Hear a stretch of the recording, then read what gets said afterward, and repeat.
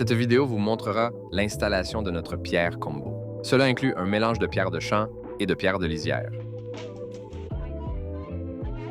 Préparation de la surface. Il est recommandé d'installer sur un panneau de fibrociment. Assurez-vous que le panneau de fibrociment est conforme aux exigences d'installation du fabricant. L'enveloppe de bâtiment et l'espace d'air est requise pour les projets extérieurs conformément à votre code du bâtiment. Sélection et disposition des pierres. Planifiez la disposition en arrangeant les pierres au sol pour obtenir un aspect naturel. Mélangez les pierres de différentes boîtes pour assurer une variation de couleur et de taille. N'ayez pas peur de couper ou tailler les pierres selon vos besoins pour obtenir la dimension désirée. Utilisez un marteau de maçonnerie. Utilisez une meuleuse à main avec une lame en diamant.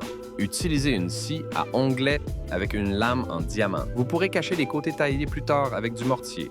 Donc, ne vous inquiétez pas si les bords ne sont pas parfaitement arrondis. Mélange du mortier modifié au polymère. Dans ce cas, Mason Bond 400. Mélangez le mortier Mason Bond selon les instructions du fabricant à la consistance appropriée. Une fois la consistance idéale obtenue, il est obligatoire d'attendre 5 minutes pour activer le polymère. Remélangez ensuite avant utilisation. Application du mortier modifié au polymère. Appliquez une couche d'1/4 de pouce de mortier sur le panneau de fibrociment. Appliquez le mortier sur les morceaux de pierre, un par un. Appliquez une couche d'un demi-pouce de mortier à l'arrière de chaque pierre. Couvrez toute la surface arrière pour assurer une bonne adhérence. Commencez à installer les pierres. Appliquez une pression suffisante pour que les pierres adhèrent bien au panneau de fibrociment. Gardez les joints cohérents pour obtenir le résultat le plus attrayant. Vous voudrez probablement que vos joints soient entre un demi-pouce à 1 pouce. Si la pierre glisse, utilisez une vis. Ne pas utiliser une éponge ou une brosse humide pour enlever l'excès de mortier, car cela provoquerait des taches difficiles à enlever. Laissez les pierres adhérer pendant 24 heures avant de remplir les joints. Remplissage des joints. Mélangez du mortier pour les joints, dans ce cas King 116.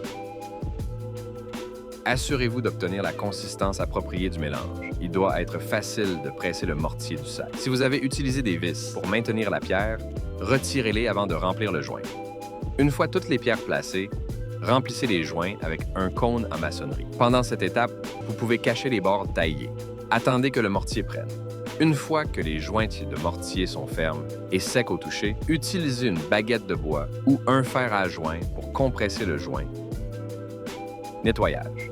Une fois que le mortier a commencé à prendre mais est encore malléable, utilisez une brosse sèche pour nettoyer l'excès de mortier des pierres afin de créer un aspect naturel. En suivant ces étapes, vous garantirez une installation réussie et durable de votre pierre.